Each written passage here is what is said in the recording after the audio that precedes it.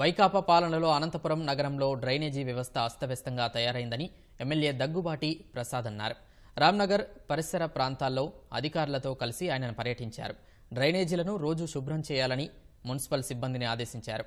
మరవ వంక, నడిమి వంక కాల్వల్లో పూడికతీత పనులు చేపట్టాలని ఆదేశించారు.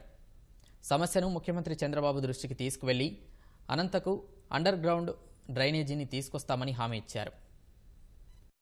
సమస్య చాలా ఉందని చెప్పేసి 15 రోజుల నుంచి కంప్లైంట్ చేయడం జరిగింది. దానిలో భాగంగా 36, 37, 38 వార్డులు సందర్శించడం జరిగింది. చూస్తే రామ్ నగర్ నుంచి లక్ష్మీనగర్, ఆజాద్ నగర్ వరకు రైన్లు ఎక్కడికెక్కడ లాక్ అయి ఉన్నాయి. అవన్నీ క్లీన్ చేయమని చెప్పేసి మున్సిపల్ సిబ్బందికి ఆదేశించడం జరుగుతోంది. మున్సిపల్ సిబ్బంది గాని, మున్సిపల్ కమిషనర్ గారు అలాగే డి గారు అంతా వచ్చిన్నారు. పరిస్థితులు చూశారు. 2-3 ఏళ్ల నుంచి నడిమొంక అసలు క్లీన్ చేసిన దాఖలాలు లేవు. తెలుగుదేశం ప్రభుత్వం వచ్చింది. మా నాయకుడు ముఖ్యమంత్రి చంద్రబాబు నాయుడు గారు దృష్టికి తీసుకెళ్లి అండర్ గ్రౌండ్ డ్రైనేజ్ పెట్టిస్తామని చెప్పేసి ఈ మీడియా ముఖంగా తెలియజేస్తాను. ఈ డ్రైనేజ్ సమస్య అనేది మేము గత 20 రోజులు 30 రోజుల నుంచి ప్రభుత్వం వచ్చినప్పుడు మా ఎమ్మెల్యే గారికి విన్నవించుకుంటున్నాం. ట్రైన్ కి క్యాచ్మెంట్ ఏరియా దాదాపు 500 ఎకరాలు ఉంటదండి. రహమత్ నగర్, అయ్యప్ప స్వామి టెంపుల్ అక్కడ నుంచి వచ్చేసి రామ్ నగర్ లో మధ్యలో కలుస్తుందండి. దానికి క్లియర్ గా గ్రేడియంట్ లేదు. గ్రేడియంట్ లేకపోవడం వల్ల నీళ్ళంతా స్టాగ్నేషన్ ఎక్కువ ఉండడం వల్ల అందరు ఇండ్లలోకి నీళ్లు పోతున్నాయి, సంపుల్లోకి నీళ్లు పోతున్నాయి. ఆ ఉద్దేశంతో ఎమ్మెల్యే గారిని సంప్రదించాక ఎమ్మెల్యే గారు ఇమ్మీడియట్ గా యాక్షన్ తీసుకొని ఇక్కడికి వచ్చారు. ఆయన కూడా బాగా స్పందించినారు.